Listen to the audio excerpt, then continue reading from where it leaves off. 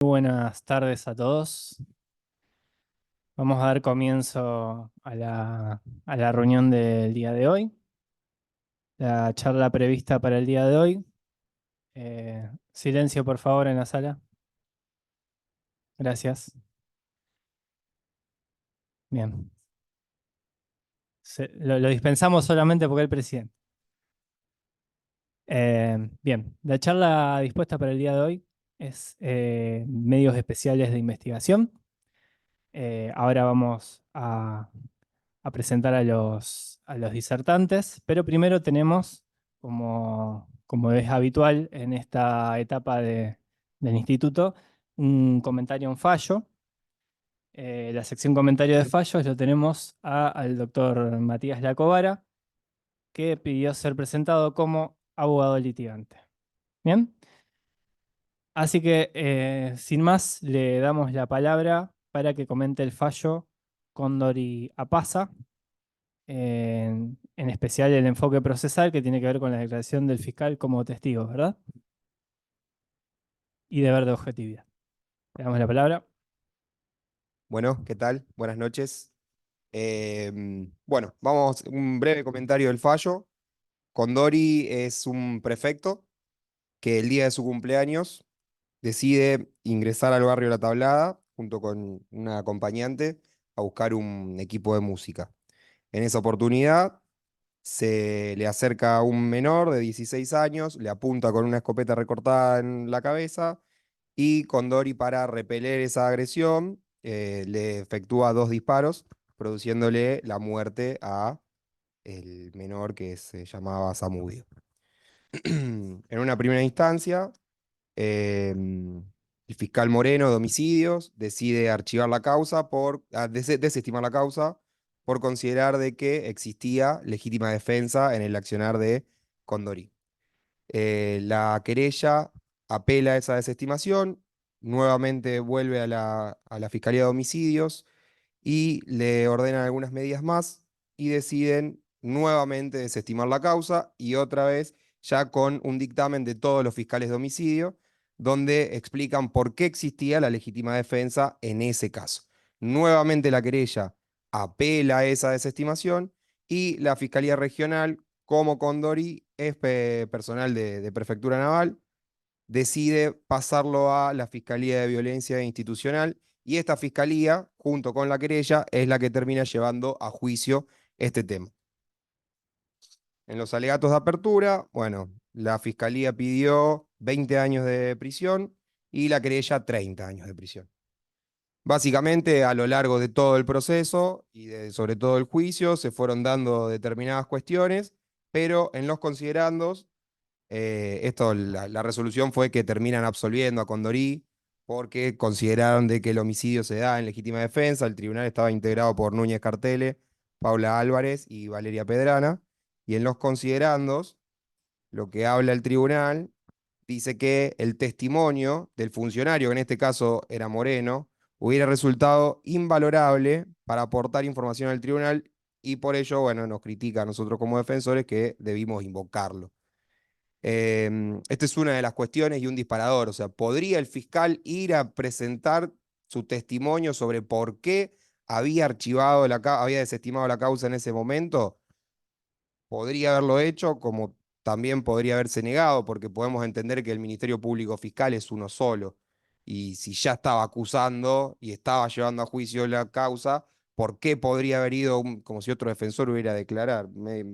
Podría ser, pero bueno.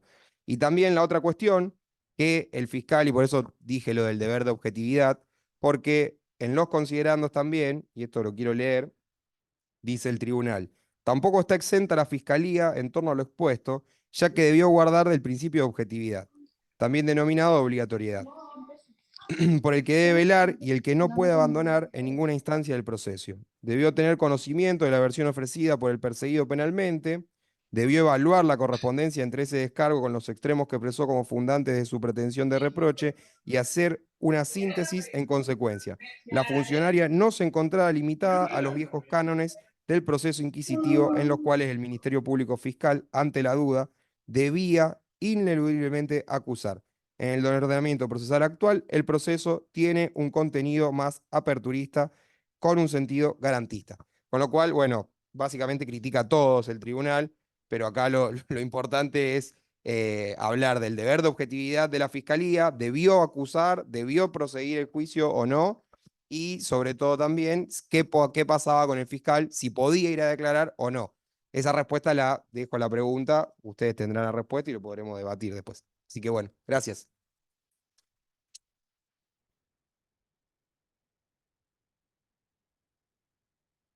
Bueno, muchas gracias, doctor Lacobara, por el comentario. Después, bueno, si hay alguna intervención del público, la vamos a agradecer. Mientras tanto, paso entonces a presentar a nuestros oradores de la jornada de hoy. En primer lugar, lo tenemos al doctor Juan Ignacio Basset. Él es abogado penalista y defensor público desde el 2015, salvo prueba al contrario. Bien. Eh, no, bueno, es una palabra sensible en estos momentos. Y al doctor Bruno Guastella, ya varios. Bueno, al abogado. Quiero hacer una intervención. Bien, si me aguarda un segundo que termine de presentar a los panelistas.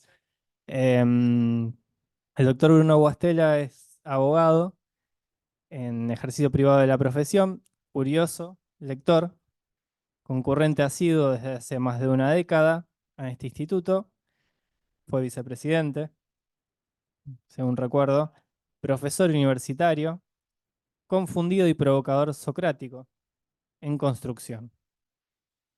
Bien, si ustedes están de acuerdo, previamente le concedemos la palabra al doctor Corbacho para que dé su intervención sobre el fallo. Aguarden un segundo.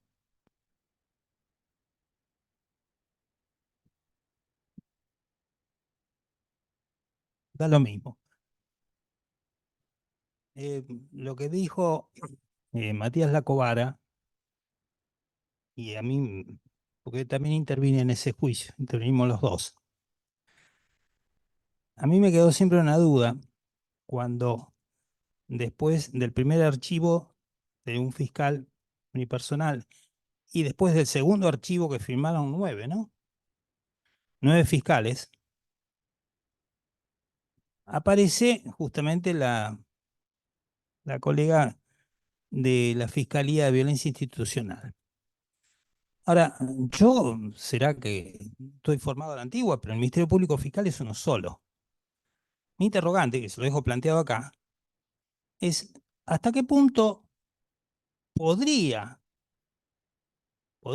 la fiscal de violencia institucional opinar distinto de todos los demás? Si el Ministerio Público Fiscal es uno solo, y eso se interrelaciona muy íntimamente con que supongamos, más allá de lo que opinen acá los colegas, si el fiscal puede ser llamado como testigo, vamos a suponer que fuera llamado como testigo. Otro fiscal debe decir, discúlpenme, yo no opino como usted, yo por eso acusé. Parece una cosa media loca, media loca. Si el Ministerio Público Fiscal es uno solo, más allá de la persona que lo represente, ¿de qué le estaba jugando esta fiscal de la parte de violencia institucional? No dejo planteado, nada más. ¿Cómo estaba jugando? Segundo planteo, que también lo dejo tirado acá al auditorio. ¿Realmente podría haberlo hecho? Y tercer interrogante que me planteo, vamos a suponer que el fiscal es el fiscal y cuánto que no, los otros fiscales que firmaron el segundo dictamen, lo hubiera citado a todos, a los 10 testigos, 10 fiscales. A ver, usted, ¿por qué consideró que Condoría Pasa obró en legítima defensa? Me parece medio entre ilógico y ridículo, mi opinión personal. Ahora, estamos abiertos en un foro de discusión para que cada uno piense lo que quiera, ¿no? Sí, quería contar algo que no quise decir para no interrumpir, pero sale el tema. Si no tenía elementos para llegar a una condena, esa fiscal tenía que haber hecho lo mismo que los colegas, supongo lo tuvo en cuenta. Lo que hizo fue, bueno, quieren acusar, acusemos y vamos a ver qué pasa. Ahora, lo que dijo el tribunal era lo mismo que vio el juez de la preliminar. ¿Cómo pasó la preliminar? Si vos no tenés con qué llegar a una condena, no tenía que haber pasado la preliminar. O sea que ese tribunal también tenía que haber criticado al juez de la preliminar.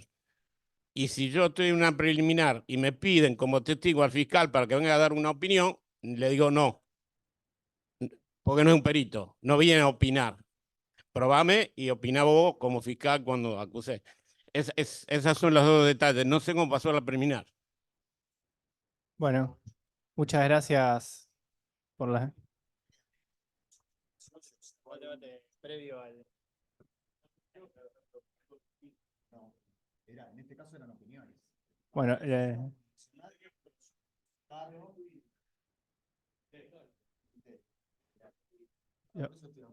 para mí lo dejamos a propuesta para un eventual panel de este instituto.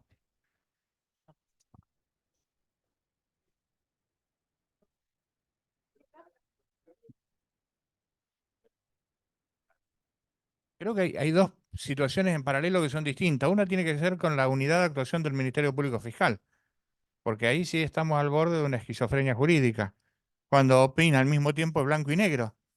Entonces, desde ese punto de vista, ya no creo que pase por el criterio de objetividad, que es una base de cómo se realiza la evaluación o desde qué lugar se debe evaluar, sino del resultado de esa evaluación. Entonces, es fundamental que el MPA piense que hay una hipótesis delictiva que se puede probar en juicio para que vaya adelante. Ahora, si el MPA no piensa eso, hay una cuestión de que cómo se conforma la voluntad. Y después lo otro, con la prueba, tiene que ver con los hechos. O sea, yo me quedé pensando mucho las dos exposiciones, llevarlo al fiscal para preguntarle qué. Está bien lo que dicen, no para preguntarle su opinión, pero sí para preguntarle un hecho. ¿Es cierto que todos los fiscales dijeron que no había delito?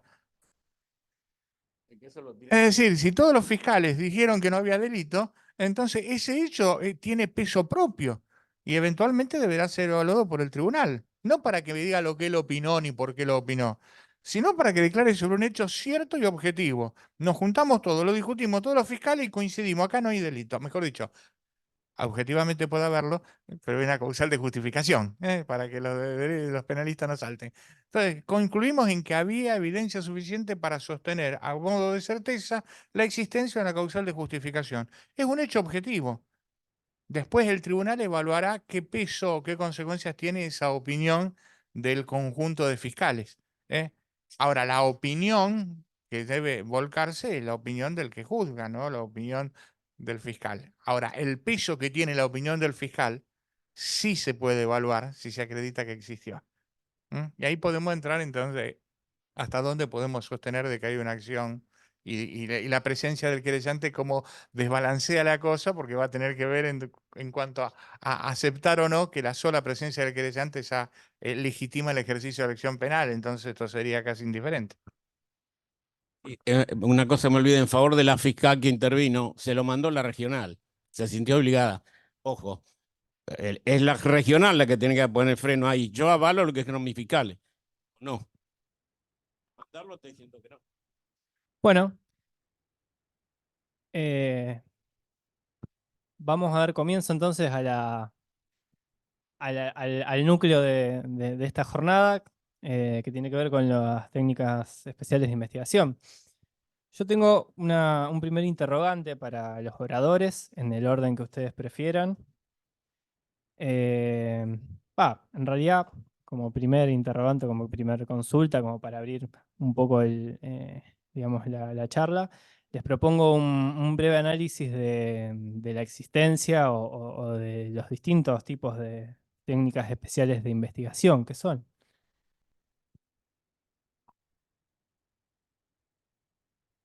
Bueno, buenas noches a todos los que están acá en esta noche fría, como cantaba Callejeros. Es siempre un gusto para mí formar parte del instituto, ya sea de este lado o del otro, y que sigan creyendo que yo tengo algo para decir también me reconforta.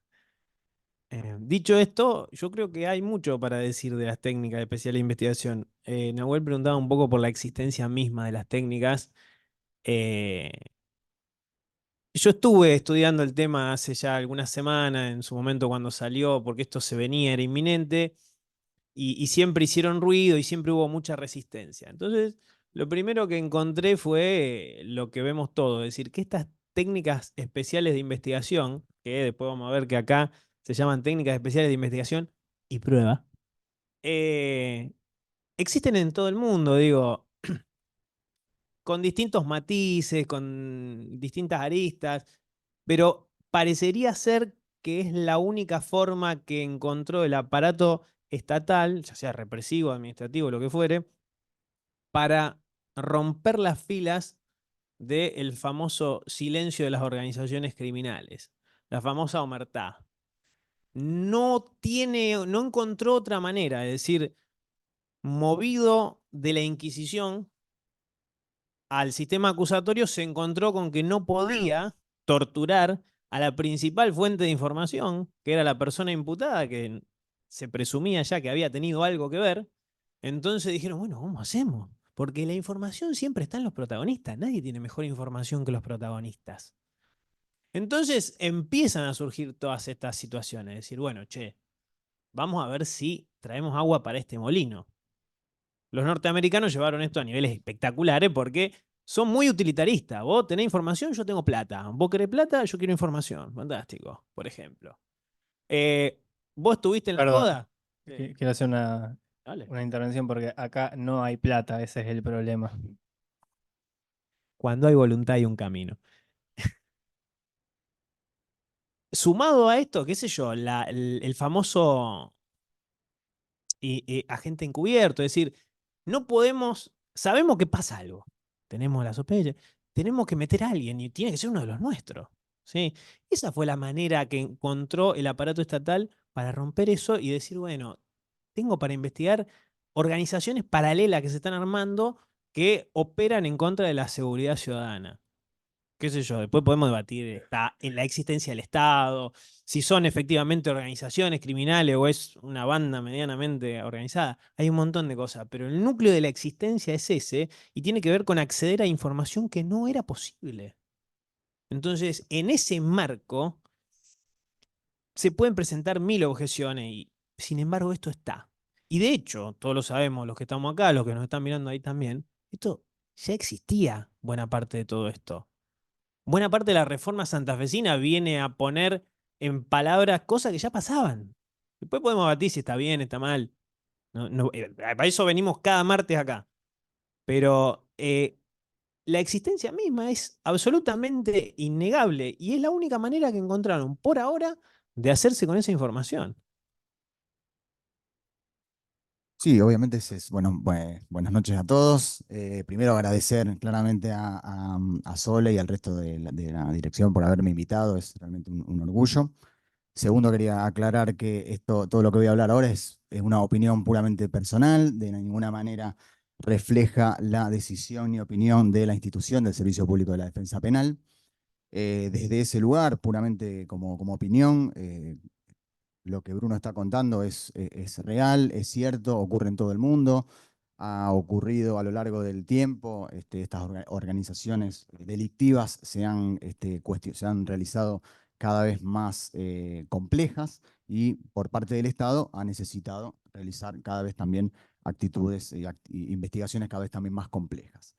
Si bien es cierto lo que dice Bruno, es que se viene realizando algunas o esbozos de estos tipos de investigaciones, nunca lo hemos visto, por lo menos desde mi punto de vista, que gracias a esta invitación me tuve que poner a analizar con profundidad esta reforma.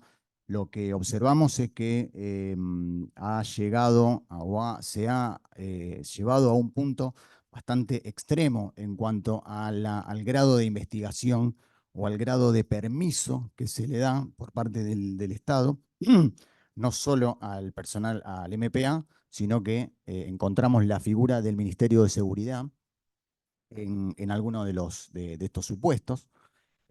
Más allá de que se inicia la autorización judicial por parte del MPA se solicita autorización judicial, es la misma ley la que prevé en algunos de estos supuestos, por ejemplo en el caso del agente revelador, que la designación y la organización de esta investigación en concreto sea llevada adelante por el Ministerio de Seguridad. Realmente, si uno analiza en forma etérea, por llamarlo de alguna manera, en forma pura, las intenciones de este proyecto y pensando en una ejecución con una buena fe y una articulación también pura y perfecta, quizás no tuviéramos estos temores que desde ya adelanto que este defensor tiene. Más allá de que el doctor Suárez, como recién me dijo, te vas a oponer absolutamente a todo, porque en principio no queremos que se investigue. No es tan así, obviamente somos parte de esta sociedad, queremos que se investigue, queremos que se lleve a la justicia todos y cada uno de los hechos delictivos, pero también queremos que se garanticen los derechos constitucionales que, como todo ciudadano, tenemos. Hablar de estos derechos en este punto de avance de estas investigaciones, de estas medidas, eh, parece en vano por un lado, pero tenemos que seguir continuándolo, más allá de que esto ha sido aprobado también a nivel nacional, por una ley nacional. Esta reforma toma muchos de estos puntos de la ley nacional. Acá el doctor Guastela me dijo que es casi lo mismo. Yo creo que da un pasito más en algunos puntos. Ahora vamos a ir en algunos casos concretos. Cuando la Nación habla de seguir un control judicial, la ley provincial delega ese control judicial y da un enlace al MPA para que continúe la investigación.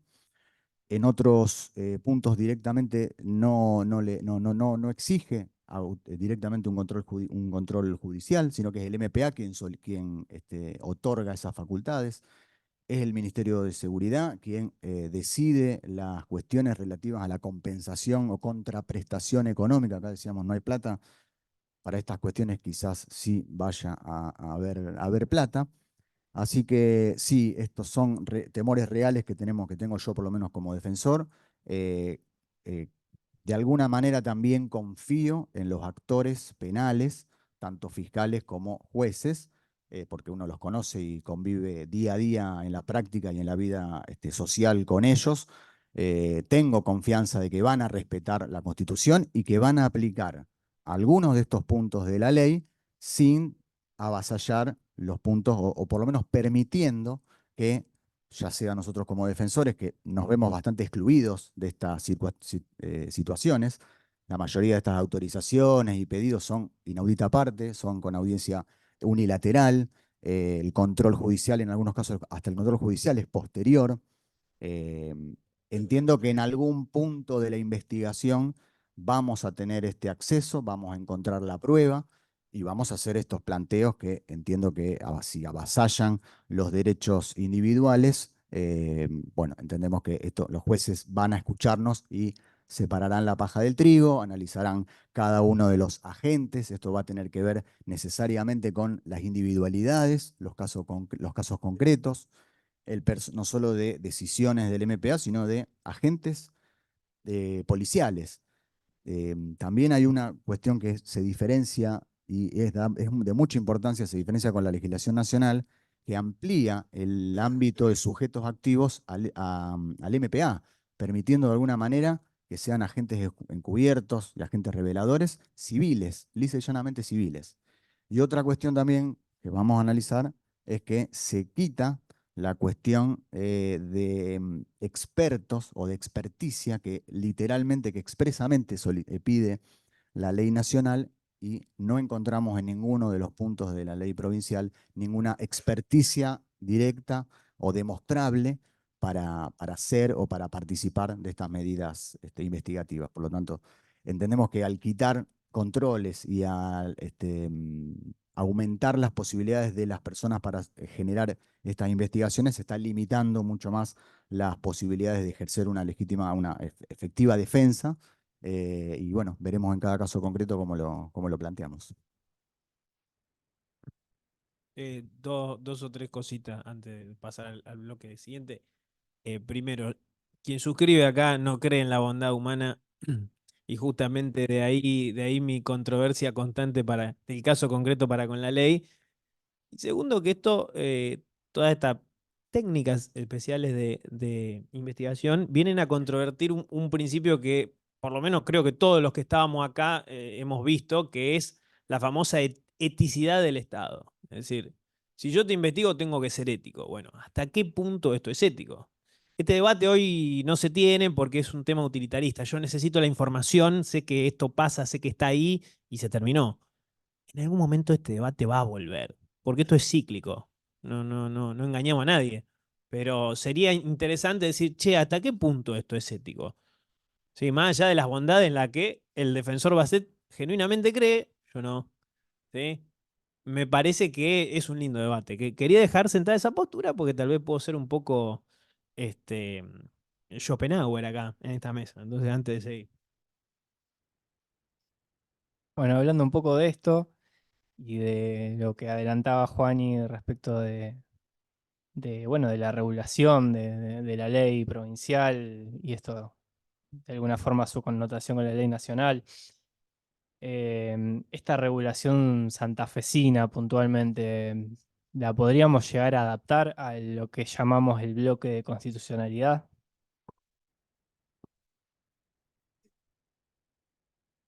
Bueno, esto no escapa del análisis que acabamos de hacer. Obviamente, por eso se asemeja, leí algunos escritos que hablaban de que nos vamos aumentando también el nivel de inseguridad, lamentablemente, aumenta el nivel de respuesta del Estado, el control que ejerce la magistratura en algún punto también siente esos coletazos. Leía un comentario de un secretario de un juzgado federal de Buenos Aires, después si quieren les paso, que hablaba ya directamente de derecho penal del enemigo. ¿Qué pasa? Y derecho penal de guerra. Vamos avanzando y obviamente que yo creo que la Corte, claramente no adelanto, claramente la Constitución no permitiría ninguna de estas medidas. Eso no hay duda. Si vamos a la literalidad o lo que se ha expresado por parte de la Corte en los últimos 30 años por lo menos, no permitiría este avasallamiento. Ahora, si vamos a la Corte actual, yo creo que no solo la Corte, jueces de primera instancia, Cámara y Cortes provinciales y nacionales lo van a permitir. ¿Por qué? Porque también hay bueno, tratados internacionales de obligación de investigar y de prevenir estos hechos de delincuencia transnacional y de delincuencia, principalmente de los delitos complejos y de estupefacientes, de narcotráfico. La gravedad y la imposibilidad de realizar la investigación correcta y generar, obviamente, un nivel de justicia que esté acorde también a los niveles constitucionales. Entiendo que acá yo encontré por lo menos un fallo que es fiscal, está mencionado así, contra Fernández, del 90, o sea, hace mucho de esto, donde literalmente la Corte validó una declaración y una afirmación de un inspector que había realizado una filmación tipo cámara oculta, y las razones fueron estas.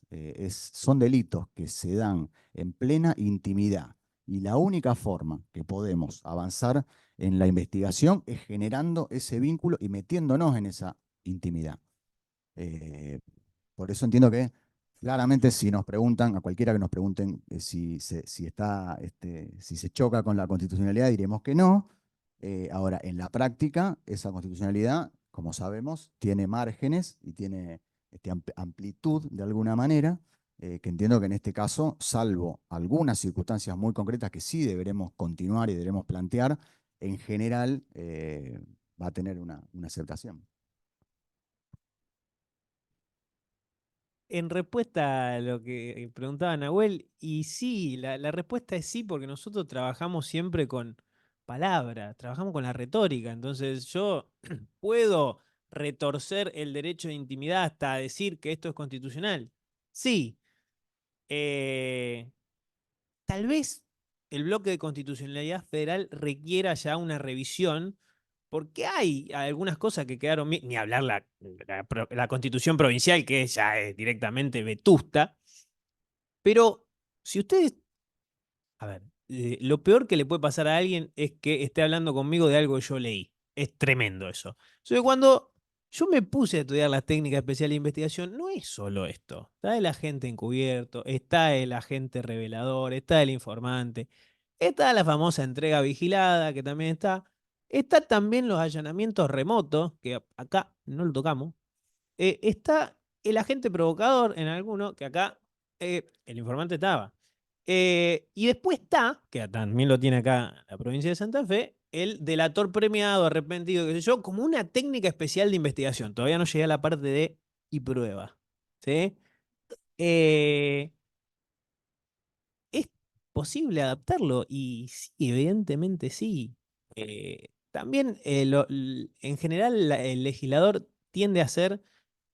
Parece que esta parte de la reforma es como urgente. Sí, esto hay algo que hacerlo y hacerlo ya. Y es raro, porque esto es algo que se debería de haber debatido mucho, toda la reforma, pero no es solo la reforma al código, es todo el sistema, o sea, estas pestañas de Google Chrome que ustedes ven desparramadas acá, tienen toda una serie de leyes que tienen que ver con todo esto. Porque tal vez, seguramente lleguemos más adelante con esto, pero me adelanto un cachito. Es posible, como decía el doctor Basset, que cualquier civil sea eventualmente un informante, e incluso un agente encubierto, y sobre todo, hay algo que a mí me perturba, que es el tema de los servicios de inteligencia provinciales, porque pueden ser agentes encubiertos. Entonces, ojo, porque también ese es un microsistema aparte, que tiene otra ley aparte, que tiene ahí un par de artículos medio raros, porque aparte es todo lo que tenga que ver con servicio en general es como ahí. ¿Sí? Entonces, qué sé yo, ¿se puede defender la constitucionalidad? Sí, siempre vas a encontrar a alguien, alguna manera, alguna forma. Nos debemos un debate serio. Se ha hablado muchísimo sobre todo esto, pero increíblemente después de que se sancionara la ley. Parecería que a nadie le interesa consultar esto de manera seria porque la urgencia es otra. Y está bien, yo lo puedo entender, ahora no me pueden callar la crítica. ¿Sí? Acá en este mismo instituto se ha dicho mucho de, bueno, cuando empiece a andar, vemos. A mí no me alcanza. Yo odio ser, tengo la antipática obligación de decir que a mí no me alcanza. ¿Sí? Lo que uno ve legalmente habilita posibilidades múltiples y son demasiado amplias. Entonces, ¿es posible sostener la constitucionalidad? Sí, pero yo creo que con las mismas posibilidades de decir que esto es inconstitucional. Y ahí es donde se genera la tensión, que la va a salvar eventualmente la política criminal. Va a decir, la corte va a agarrar y va a decir, sí, esto está todo bien, hasta que en un momento, dentro de 10, 15 años, diga, no, en realidad esto era inconstitucional, como ha pasado con un montón de otros institutos. ¿Eh? Bueno, calculo que esto se ilvana también con el punto 3, que es, digamos, sería posible hoy en día sostener si son constitucionales. Bueno, más o menos ahí lo estuvieron contestando. Hay algo acá que me llama la atención, que está en una de tus pestañas de Chrome, que es el artículo 204 sexies, ¿se dice? No sé cómo se dice, es 204.6 Es para mí. como raro el nombre, bueno. Sexy. Que tiene que ver con la obtención de ADN. Tiene algunas cuestiones ahí para revisar. Por ejemplo, hay una parte en la El que tema dice, este del ADN yo no lo había visto en otro lado de toda esa literatura que leí, pero es cierto, sí, está la famosa identificación. En realidad, yo creo, perdón, que te corte un sí, segundo, este artículo para mi gusto está mal puesto dentro de las técnicas especiales de investigación, va dentro de la identificación del imputado y fin de la historia.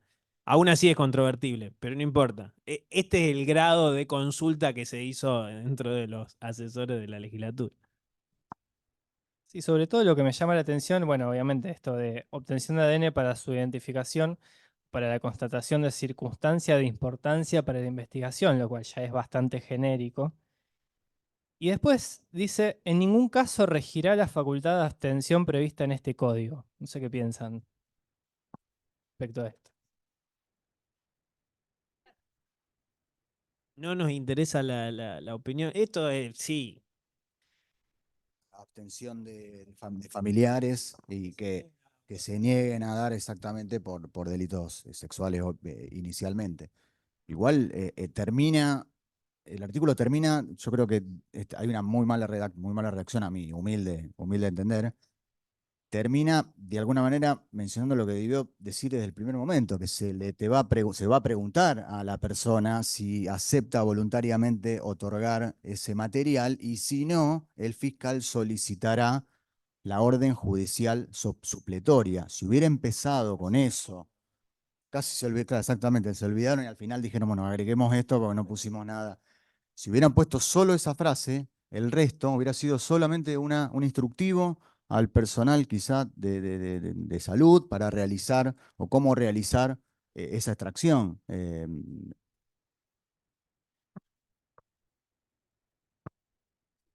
su momento se discutió mucho con el tema del ADN al inicio y con cualquier tipo de acto que se realizase sobre el imputado para obtener elementos de evidencia utilizables como prueba, sobre si eran alcanzados o no por la garantía constitucional de negarse a declarar contra sí mismo. Entonces, acá están tomando una posición que es también extensible a los otros que declaran, en el sentido de que la extracción de ADN no es declaración. Eso se discutió. Es decir, señores, cuando es objeto de una actividad probatoria o cuando eres el que introduce el discurso. Y la posición más restrictiva de la garantía constitucional era la que limitaba la misma al hecho del discurso oral que podía llegar, oral o escrito, que podía llegar a formular, en ese caso el imputado, pero claro, la terminología acá es la misma. ¿Eh? No vale abstenerse, porque acá no se trata de un discurso. Acá se trataría de otro tipo de mecanismo, de una técnica especial de investigación. Una acotación ilustrativa para sonreírnos. Década del 90, doctor Carbone grabó la indagatoria. Nosotros en Menicuet teníamos 3 secuestros que sospechábamos de esa persona, con las escuchas pidiendo el rescate, y él tenía otro acá. Y se mandaron a peritar las voces a Estados Unidos. Estamos en la década del 90 y eso pasó todos los controles. Claro, porque lo que se peritó no fue el discurso, ¿no? Se peritó para saber si había correspondencia entre la voz del imputado y la voz que estaba grabada.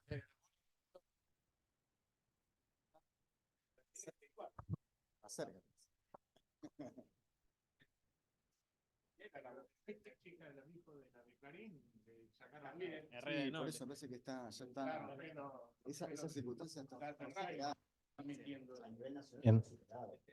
Utilizan los métodos menos lesivos, pero claramente sí, está superado como objeto de prueba y como sujeto de prueba, y todo imputado, a nosotros nos pasa normalmente, se le pregunta si está de acuerdo o está dispuesto a entregar material genético voluntariamente, lo cual es nosotros nos tomamos un minuto en hacerle el consentimiento informado, explicarle que él puede negarse a brindar voluntariamente, pero que no va a poder negarse a que de alguna manera, de alguna forma, se le van a sacar material genético de la manera menos lesiva. Y para que ya quede aclarado, quede informado.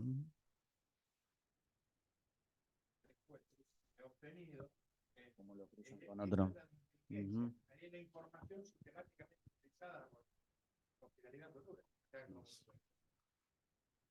Para analizar la prevención del delito, dice. Bueno, sí, a mí me llamó la atención que No te esté. niegues, si te preguntan, no te niegues. No, a mí me llamó la atención que esté regulado en esta parte del código, por eso también se los preguntaba, porque era. em, Golpea duramente la credibilidad, negarse. Dando una libertad o algún tipo de limitación en la medida cautelar, negarse a dar material, obviamente que es un punto para atrás. En materia de filiación fue lo primero que hicieron. La negativa injustificada aplicaba presunción entonces. Maradona. El Diego, exacto. Bueno, ya que hablamos de arrepentido, No me arrepiento de nada. ¿qué opinión les merece su regulación en esta parte del código? Que si es oportuna, si es sobreabundante con respecto a la legislación que ya hay al respecto. No, es que realmente lo que menos, realmente lo que menos vi, sí me siento arrepentido ahora por no haberlo visto oportunamente. No, sí vi algunas aclaraciones y hablé con algunas personas. Es la situación o la normativa que más se ajusta al artículo 41 ter del Código Penal, que faltaba en nuestra legislación. Sí, hay algunas similitudes o menciones a la aplicación de las normas del procedimiento abreviado en cuanto al arrepentido, o sea, cómo se toma la declaración de uno de los coimputados como procedimiento abreviado y que luego pueda ser citado como testigo, que era también un tema que estaba en duda cómo se aplicaba en la práctica normal, una persona, un coimputado, aceptando la responsabilidad por un hecho, luego el coimputado llega a juicio, ¿cómo lo citamos a esta persona? Si lo citamos como... Y si eventualmente su declaración, si ese arrepentimiento era verdadero, y si tenía forma de cambiar ese arrepentimiento, y en el juicio, obviamente al no tener, no estar bajo juramento, poder decir lo que verdaderamente siempre sintió, que no fue culpable, que solo, bueno, algunas veces ha sucedido eso. Pero eh, por eso, hasta mucho más no tengo. El delator premiado es un informante al que se le paga con otra moneda. Tampoco yo encontré mucho más que eso. O por lo menos lo más cercano. Diferencia con el informante, sí, que el informante no debería haber estado cometiendo el delito. Fantástico. El delator premiado se supone que estuvo ahí y que está entregando a sus compañeros, pero a su vez está haciendo un beneficio para la seguridad pública, no sé bien para qué. Hay muchísima controversia respecto de la figura del delator premiado, no me gustaría, no me gusta hablar de arrepentido. Hay mucha controversia respecto de esto desde el punto de vista del derecho penal tradicional, algo que está muy en crisis hoy, porque entonces arrancamos con el mismo discurso del principio, es decir, está bien, usted no puede, afectaciones hay un montón. La primera y la más evidente es el tema de la desigualdad, porque si yo soy un pobre perejil, puedo vender para arriba a todo el mundo. Ahora, si yo estoy arriba, no puedo vender a nadie más que a los que están al lado mío. ¿Sí? Hay una desigualdad evidente y las negociaciones van a ser evidentes. Si es que el término negociación le calza a la idea de tener a alguien imputado, no vamos a decir encerrado preventivamente, vamos a decir imputado en una causa. Esto también alguna vez lo dije yo en alguna exposición pública. El- lo genial del delator premiado viene de la mano de las modernas teorías dogmáticas funcionalistas, en donde extienden la responsabilidad de la autoría de manera enorme. Entonces, si yo fuera fiscal, lo único que voy a hacer es sentarme en un escritorio, estudiar bien esas teorías, imputar a todo el mundo y sentarme a esperar a ver quién me viene a pedir a mí vender al resto. ¿Sí? Y de hecho opera más o menos de esa manera. Esto como el que denuncia primero gana, bueno, esto es algo parecido, o sea. eh,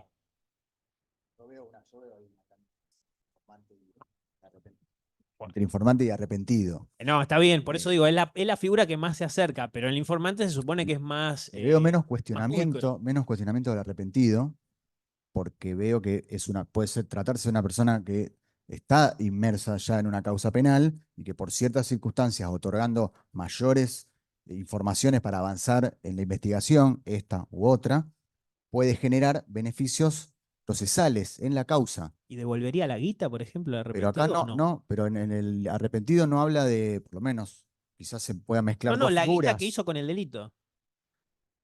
Será cuestión del acuerdo con la fiscalía. Me Complejo. parece mucho más peligroso el informante, que es directamente una persona que por una contraprestación económica da información, que puede ser hasta profesionalizado, porque no en ningún lado dice que deberá cuestionarse su forma de vida.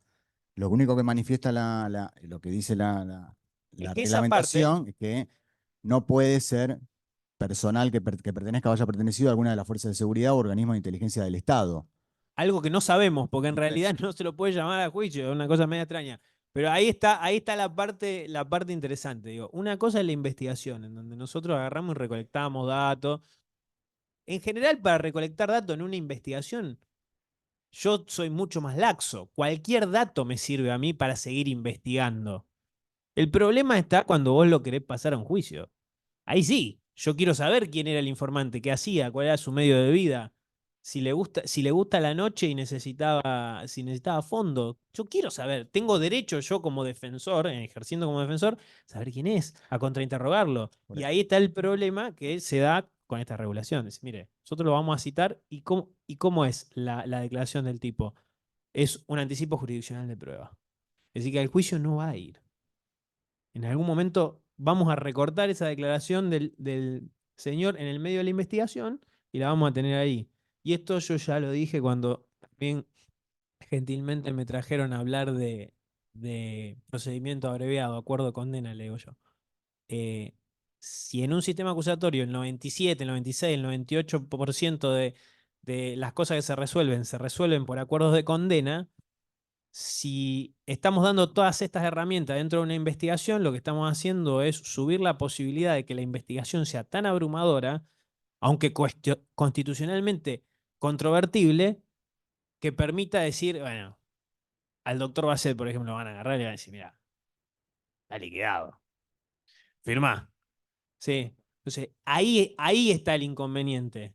Está fantástico el enjuiciamiento por jurado, a mí me encanta.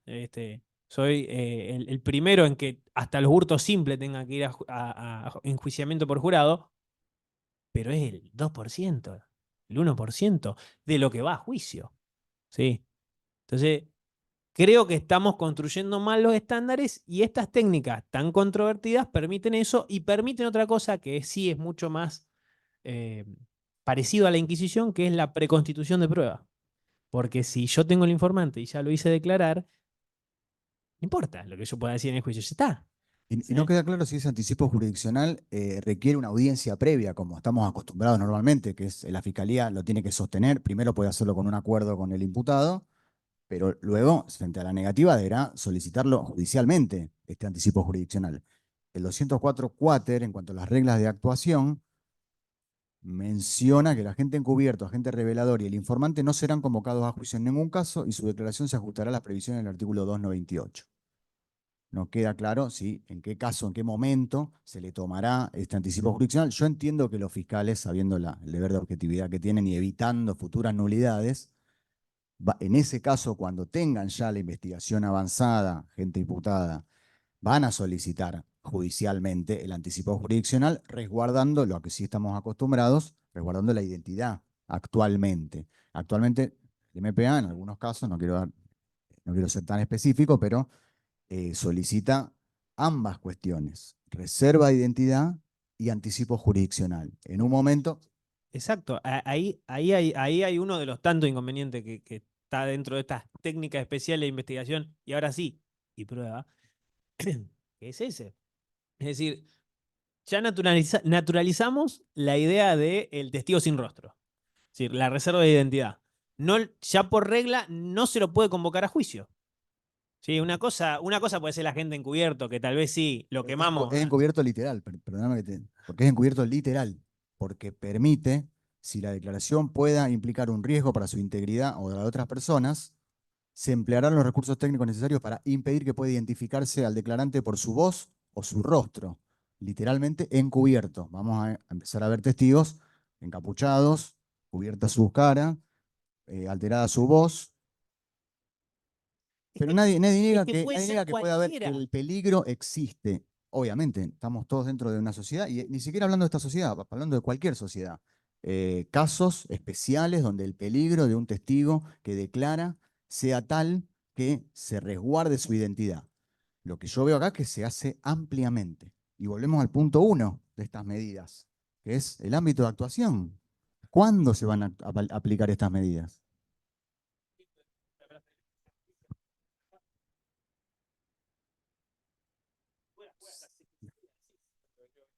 No, pero fue antes de Solicitado. la reforma, no me preguntaron. Sí. No, le dejo la inquietud. Si el 298 audiencia con control de Se- parte. Yo sí, tuve miles de audiencias. solicitará, por eso digo, se solicitará en ese momento.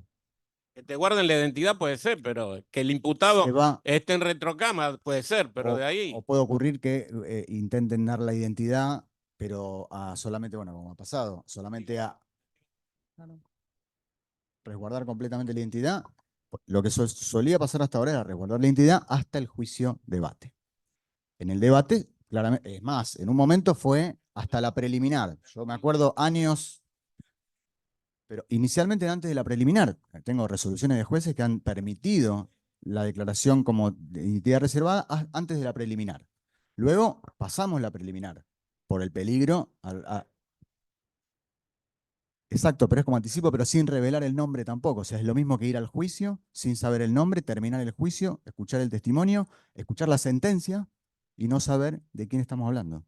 Ni quién es, ni cómo lo conoce, ni poder preguntarle. Bueno, obviamente también está eso. Nosotros como defensores, ¿qué posibilidades de contraexaminar tenemos a una persona que está cubierta su rostro y alterada su voz y no sabemos ni su nombre, ni su edad, ni su apellido, ni dónde vive? ¿Qué le podemos preguntar? ¿Cómo te llamás? ¿De dónde lo conoces? ¿Qué estaría objeción? Eh,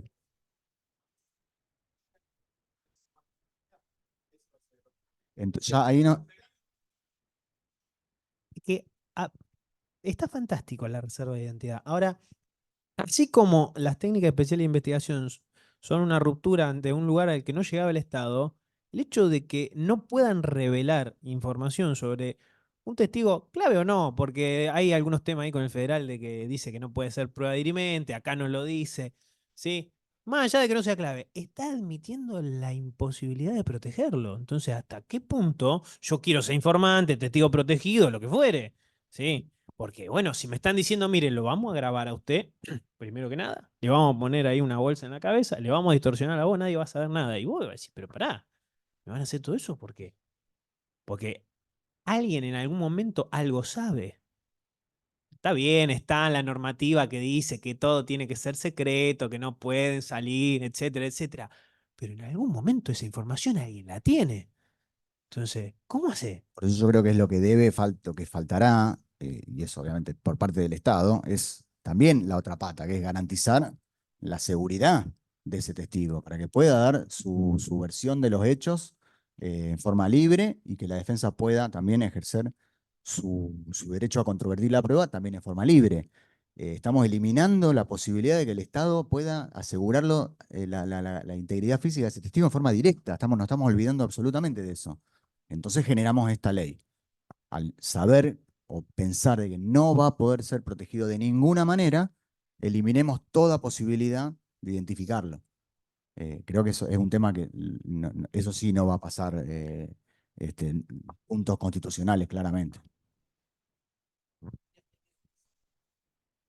No, informantes no.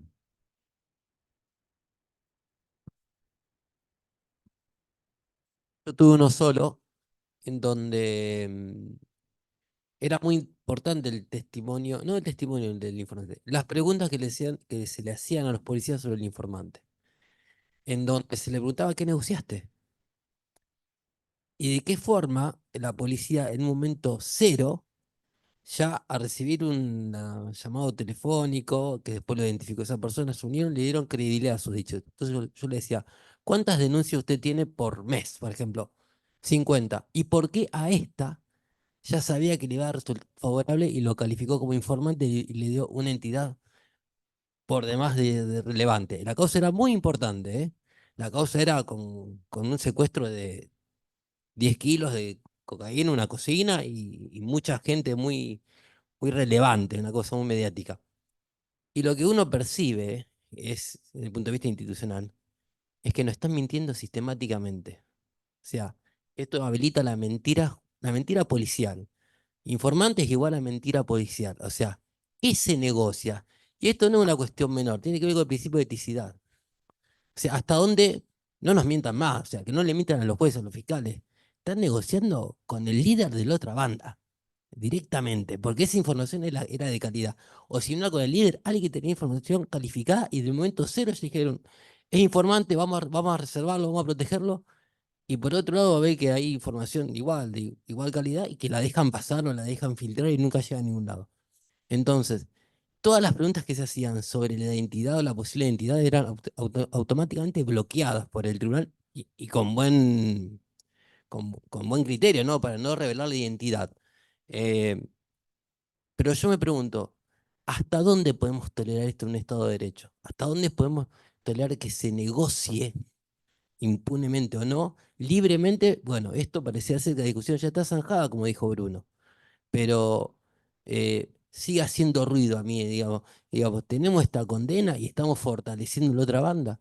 Bueno, eso yo creo que es el debate central en todo este instituto. Más que nada, si es eficaz o no y hasta dónde vamos a dejar meter estos mecanismos. Y sé que en otros lugares declaraban así como vos decías, declarar el propio informante, iba a declarar a juicio, lo cual era un peligro extremo, o no, porque ahora están más protegidos adentro que afuera, qué sé yo.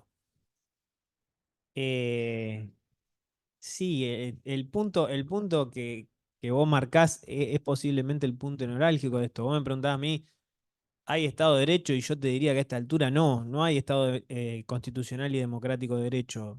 A mí, no vamos a decir para la gente del Zoom quién dijo la barbaridad esa, pero no hay Estado constitucional y democrático de derecho hace rato. Estamos mudando hacia otra cosa, que no sé qué es. Y por eso digo que es cíclico. En algún momento esto se va a pasar de rosca, va a haber algún caso resonante y vamos a empezar a hablar de no, pero hay que empezar a pensar las garantías, porque todo lo que el sistema de garantías que pensamos está pensado desde la persona imputada. Entonces, ante la gente encubierto, ante el revelador, me van a decir, no, pero el derecho a la intimidad que tiene la persona, y es verdad, y estaba pensado así, dice, tiene que saber si está enfrente de un agente estatal. Es cierto, pero ya no es cierto. ¿Por qué? Porque nos pasó por arriba la situación. Entonces, hay que dar un debate serio sobre todo el sistema normativo, que yo no sé si lo vamos a dar en los próximos 5, 10, 15 años, pero en algún momento va a llegar. Yo creo que el tema, la complejidad que presenta, es que en realidad tiene varias aristas y a veces se detienen los análisis en una de ellas. ¿Por qué? Hablar de un testigo de los que se denomina de identidad reservada, es decir, una persona que incorpora a un juicio su discurso, habilitando que el mismo sea valorado en la sentencia, sin que las partes sepan quién es. Bueno, primera cosa que uno recuerda cuando se distinguía respecto del imputado, esto también era pregunta de examen, entre lo que era la identificación y la individualización, que era cuando se iba ya al otro extremo, decía que el imputado tenía derecho a no dejarse identificar, cerraba la mano, decía el doctor José Luis Vázquez, y que lo juzguen como NN. Claro, lo importante para juzgarlo, se decía, era individualizarlo, es decir, si era la persona que estaba tal día, tal lugar, en tal lugar, e hizo tal cosa, no cuál era su nombre. Su nombre lo único que habilitaba era poder entrar a su historia. Y ahí entrábamos en los problemas de la reincidencia. Entonces, desde ese punto de vista se distinguía entre lo que es identificar e individualizar. El negar la posibilidad o el restringir la posibilidad de acceder a la identidad de un testigo, si el testigo viene a aportar y a narrar percepciones que tuvo de determinados hechos, ¿hasta dónde es una forma eficaz de impedir que sea individualizado? Es decir, los que están involucrados en el hecho, cuando dijo 3 palabras, es muy posible que ya empiecen a saber de quién se trata. ¿Cuántos había? O sea, negar la posibilidad de que sea individualizado es bastante difícil cuando viene a aportar un dato relevante, ya que la nómina de quienes podrían ser ya se achica poderosamente. En algunos lugares incluso hacen que se distorsione la voz para evitar, pero eso ya no tiene que ver con identificación. Ahí sí damos un pasito más, tiene que ver con la individualización. Porque yo no estoy preguntando el nombre ni me interesa si el nombre es el verdadero o el número de documento. Lo que estoy preguntando yo, o lo que estoy tratando de determinar es quién es esto, ubicarlo en un espacio-tiempo. Todo eso lo que tiene que ver es con una, digamos así, un compromiso, un deber estatal, que es el de seguridad. Que ¿cómo era el tratamiento anterior? Ser testigo era una carga. de la que todavía se siguen escapando. Porque a veces en las actas policiales dicen nadie quiere aparecer como testigo. ¿Por qué? Es una carga. ¿Y por qué es una carga? Por todo este tipo de cosas, las consecuencias de testimoniar, el costo de tiempo. Entonces, en la visión anterior, ser testigo es una carga. Ahora se empiezan a poner cierto tipo de límite a esa carga. Cuando dice, no, mire, yo no quiero declarar. ¿Por qué? Porque pongo en riesgo mi seguridad. Fíjense que esto tiene, dentro de los delitos vinculados al falso testimonio, tiene un punto de inflexión muy interesante que lo capta el Código Penal, donde distingue lo que es la reticencia del falso testimonio. El testigo que teme por seguridad es reticente y se ha discutido a veces hasta qué punto su reticencia no tiene que ser no punible. Entonces el Estado que dice yo te voy a proteger. ¿Cómo te protejo? No doy a conocer tu identidad. ¿Es un mecanismo eficaz? ¿Es un mecanismo suficiente? Primer tema. Segundo tema, ¿es distinta la situación el arrepentido? Es distinta la situación cuando lo que me aporta no es un dato que está pensado para ser utilizado como elemento de prueba, sino que me aporta información que me permite llegar al elemento de prueba. Porque en la ley nacional, el arrepentido no está pensado para que declare en contra de los otros coimputados, ni en contra de sí mismo, sino se lo premia, como bien dijo Guastela, porque aporta datos. Es decir, técnicamente lo que se llama una fuente de prueba, no un órgano de prueba. El órgano de prueba aporta el elemento de prueba, la fuente de prueba me aporta el dato. Y lo valioso del dato es lo que permite graduar la intensidad que se le va a dar a la recompensa. Entonces, desde ese punto de vista, que la identidad, que ahí sí va de la mano con el informante, se mantenga reservada, ¿afecta del mismo modo el derecho de defensa o no? Porque en el primer caso, lo que dice ese testigo me lo van a usar para la sentencia. En el segundo caso, lo que me van a usar es otro elemento de prueba y me van a justificar que llegaron a ese elemento legítimamente porque fue a partir de un dato, en el marco de lo que permite la ley, obtenido legítimamente. La situación es distinta, ¿eh? Y vale la pena detenernos en esta distinta. Y viene lo tercero, que ¿cuál es el tercer nivel de análisis? ¿Cómo se valora todo esto? Porque todo esto tiene que ver con un nivel de validez. ¿Es válido o no es válido? Y si uno quisiese ser coherente con el bloque constitucional, eso llevaría a una decisión terminante. Es decir, si no es válido es como si no existiese. Ahí está el gran problema. Cuando se convalida porque el resultado es valioso. Entonces se le dice que es válido porque es valioso. Son dos cosas distintas.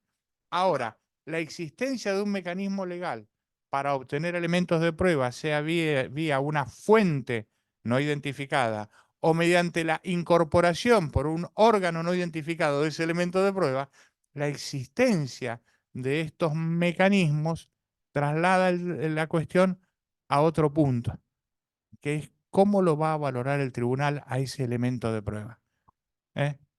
Y ahí utilizaron una palabra que lo utilizó Guastella y creo que también Coso, que es la prueba dirimente. Es un término muy antiguo, ¿no? Pero la prueba decisiva, la prueba que descarta toda otra posibilidad lógica de concluir que aquella que es señalada por ese dato.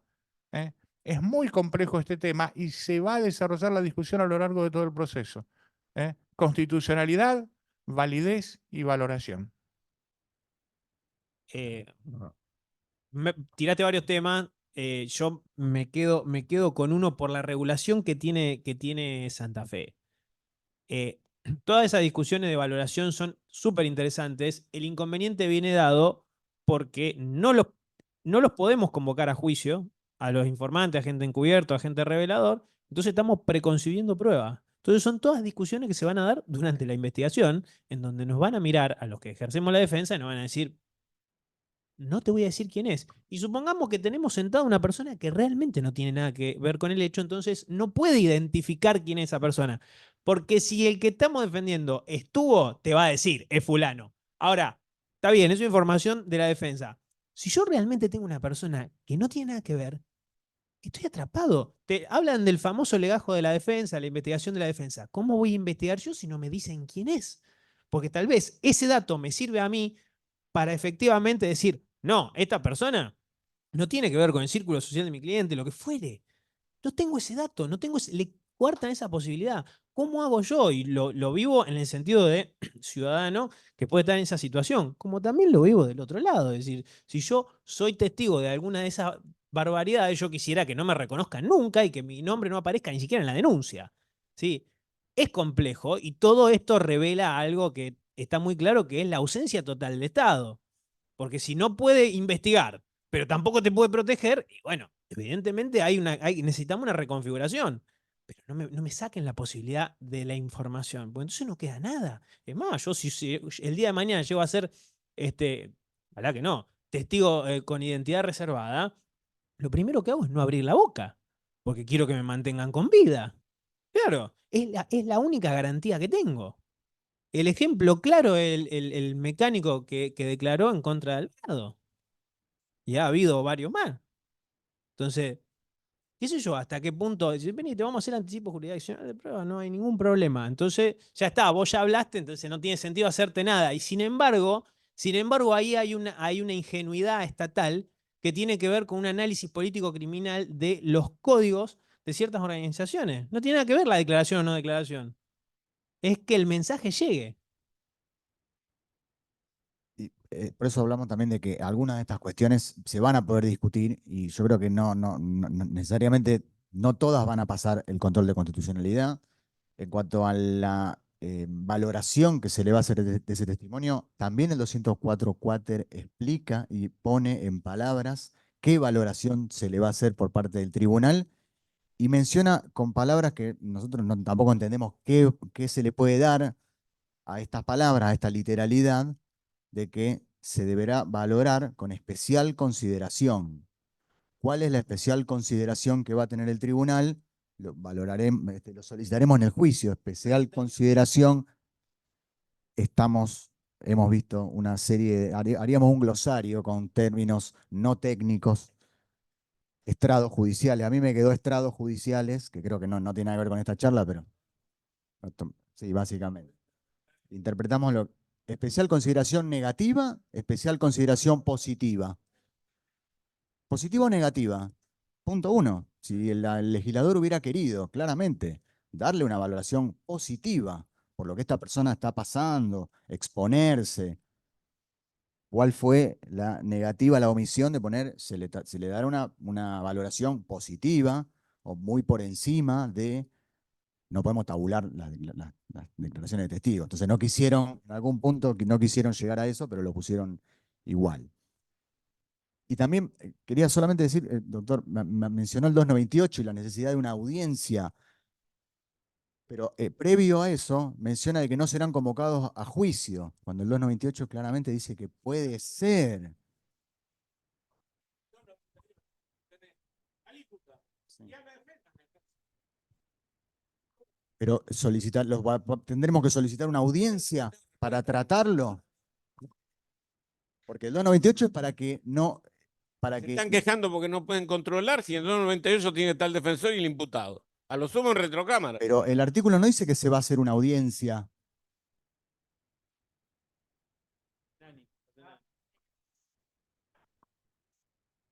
Ahora, mientras lo habilitan, te digo, el inconveniente teórico que tiene la preconstitución de prueba es que yo en realidad no estoy defendiendo un discurso de manera total, incluso puede variar la imputación, porque estamos dentro de la investigación todavía técnicamente. Entonces, de nuevo, están tan limadas o limitadas las defensas. No es una defensa entera, como sería en juicio, en donde ya hay una posición tomada del Ministerio Público. Es esta la imputación, son estos los testigos, es esto lo que pasó, ya tenemos todo el panorama. Acá tengo un pedacito del panorama en un momento determinado. Está bien, pero el control es distinto. Entonces, bueno, ¿hay control? Sí. ¿Es eficaz? ¿Es suficiente? Y qué sé yo, lo podemos discutir. Le damos la palabra al doctor José Nani. No sé si tiene micrófono, doctor. A ver, ahí se me escucha. Perfecto. Hola Bruno, Juani, ¿cómo va? A ver, yo los escuché atentamente todo lo que estaban diciendo y me quiero quedar con lo que dijo Juan hace un rato sobre el verdadero debate constitucional o el verdadero control constitucional. El otro día lo dije en una audiencia representativa de una de estas organizaciones directivas, que el fin no justifica los medios. Y la incorporación de muchas de estas estrategias o estas técnicas de litigación están dadas precisamente para eso, para que el fin justifique los medios. No recuerdo quién dijo, no sé si fue Raúl o fue alguno de ustedes que hablaron de las cuestiones, de cómo se mezclan las cuestiones de lo que está pasando en Rosario con estas situaciones de inseguridad, con las cuestiones relacionadas con el proceso penal, donde por lo menos en este espacio que nos da el Colegio de Abogados, podemos debatirlas. Lo cierto que estos controles difícilmente se estén dando en esta época y difícilmente vayamos a tenerlo en esta época con estos avances sobre estas cuestiones complejas, donde muchas legislaciones la han abandonado. Mito recién hablaba de una causa federal que le tocó participar y en donde fue muy compleja mejor dicho, fue fácil la respuesta la pregunta que le hizo Mito al testigo y que el tribunal impidió y de fácil respuesta. Lo cierto es que veo yo, o por lo menos soy pesimista en que esto trate de cambiar en algún modo. Lo veo realmente difícil por todas estas cuestiones y toda esta inflación em, punitivista que estamos viviendo en la ciudad de Rosario. Todas estas técnicas de investigación, sacando los hechos relacionados con el ADN que también se debatió en esta charla, lo cierto es que todo el resto de las figuras están armadas o están pensadas o planeadas para organizaciones delictivas. Nos hemos cansado de escuchar fundamentos en este sentido. Y el debate verdadero constitucional y la afectación al debido proceso y la afectación al estado de inocencia y la afectación al derecho de defensa y la afectación a producir prueba en debate va a estar dado por esto. O sea, olvidémonos de un verdadero debate constitucional sobre todas estas figuras. Lo cierto es que fueron puestas por algún motivo y difícilmente sean sacadas o sean discutidas como lo estamos discutiendo en esta sala de audiencia. Ojalá que me equivoque, ojalá que los jueces empiecen a valorar estas cuestiones y toquen los verdaderos intereses constitucionales de estas figuras, pero lo cierto, muchachos, es que difícilmente se declare la inconstitucionalidad de alguna de estas figuras, sobre todo cuando hablamos de algunas organizaciones delictivas que cubren la tapa de los diarios. Gracias por el espacio.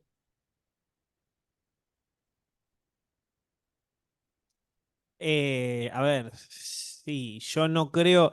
Va a pasar algo parecido a lo que pasó, por ejemplo, con Petraki, que Petraki siempre terminaba en disidencia en una época y después cuando cambió el tono, el paradigma y de repente estaban todos plegando a la disidencia de Petraki.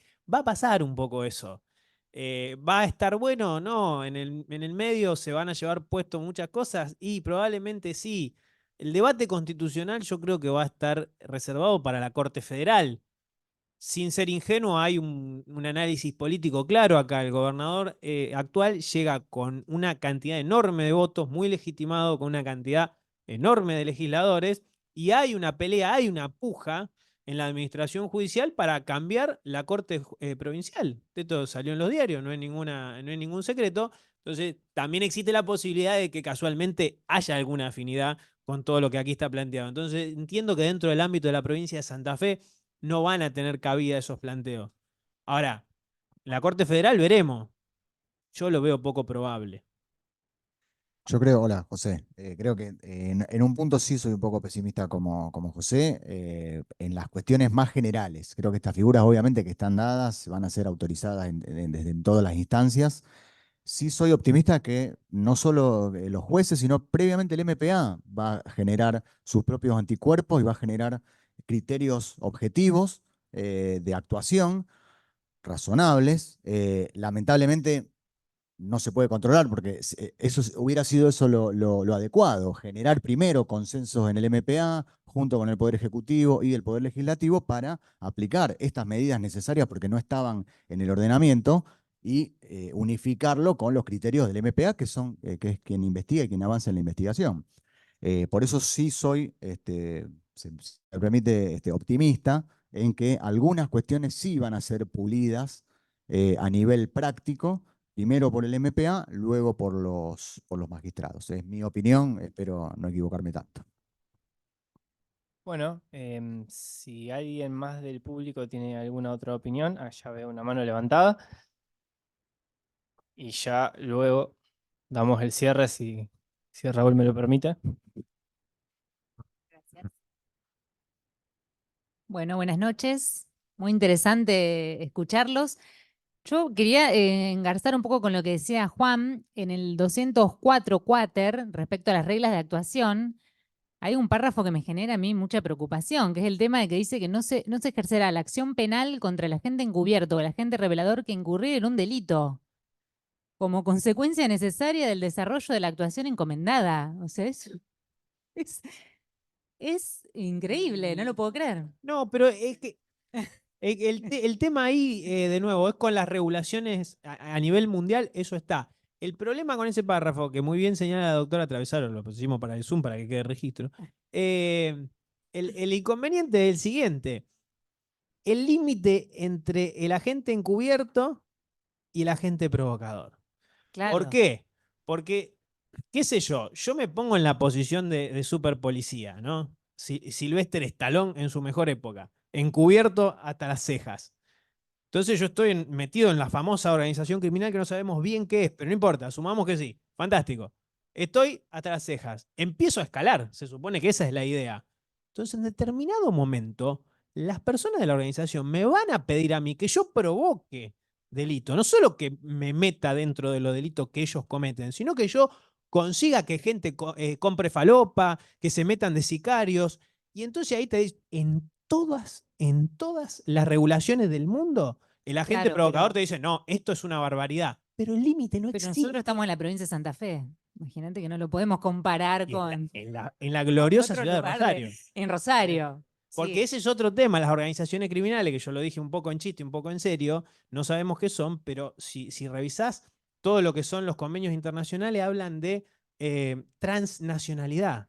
Y yo no sé hasta qué sería la República de Córdoba el problema. No termino de entender muy bien. El ámbito de actuación, que es lo que no llegamos a mencionar, en la regulación, en todos lados del mundo normalmente, habla específicamente de delitos complejos, narcotráfico y transnacionales. Trata de personas, hay delitos muy específicos, grooming, bueno, por ahí. En la legislación nacional también especifica taxativamente cuáles son los delitos que van a ser usados estas medidas. ¿Qué delitos? Los menciona específicamente. Código aduanero, 120. Algunos quedarán afuera. Menciona asociaciones ilícitas en forma general, que ahí podríamos entrar en muchos. Pero en la legislación provincial menciona todo eso en forma literal, pero luego termina diciendo, como para que no quede duda, que no quede duda que va a ser para Todos, que todo, para todos, claro. básicamente, delitos cuya pena máxima en abstracto fuera superior a 3 años de prisión. Y aclara, también habrá que ver quién discute eso y cuándo, cuando fuera necesario para la complejidad de la tarea investigativa. O sea, Por todos. eso, esa discusión entiendo que en principio será dada del MPA frente a un juez o una jueza cuando le pide autorización judicial para nombrar o para designar un informante. Y ahorita aparte no lo sabemos, no vamos a saberlo nunca. Claro, porque es insubstanciación. ¿Qué pasa cuando es rechazado un allanamiento? ¿Vos sabés? Yo creo que no es rechazado, pero... Nunca. Uno imagina que nunca es rechazado un allanamiento. Son. No lo puedo creer, yo nunca vi un allanamiento rechazado. No enteramos nosotros. El problema del rechazo de allanamiento es que no registran la audiencia. Esto lo pregunté en su momento cuando quise estudiar el tema. Digo, bueno, pásenme la data a ver cómo rechazan No, dice, pero eso no hay audiencia. ¿Y pero ¿y cómo estudio yo eso? ¡Ja! Bien, lo mismo me pasó en la corte. Como resolución, eso al margen. Lo mismo me pasó con los juicios políticos, que cuando se abre, conoce la sentencia, pero cuando deciden no abrirlo, no se sabe. ¿Por qué? Porque yo fui también a preguntar y me dijeron, no, eso no se sabe. Porque quiero saber, porque la democracia es información. Mirá qué sencillo.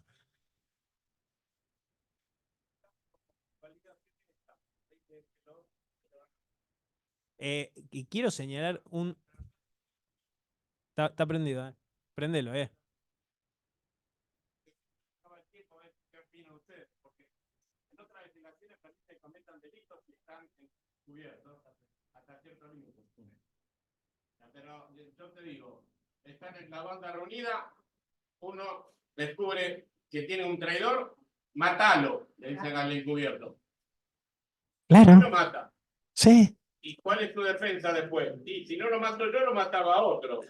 Y si yo me negaba, lo mataban igual y a mí también. Este es el problema que tuvieron. El otro punto. ¿Viste? Termino justificando en Estados Unidos un caso. Claro. Para probarte, matá a ese que camina ahí en la calle. No lo mato, me matan. ¿Y qué pasa? ¿Está justificado el homicidio?